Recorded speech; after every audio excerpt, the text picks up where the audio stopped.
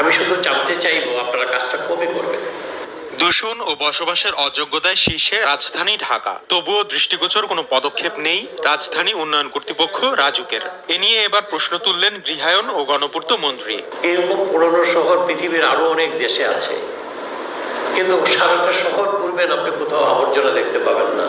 800 বছরের ইতিহাস আঁকড়ে থাকলেও এখনো সম্পূর্ণ আধুনিক নগর কাঠামোর ছোঁয়া পায়নি রাজধানী। দূষণ ও সংকীর্ণতার বেড়াজালে বন্দী, ঐতিহ্যে ঘেরা পুরান ঢাকা সহ বেশ কিছু এলাকা।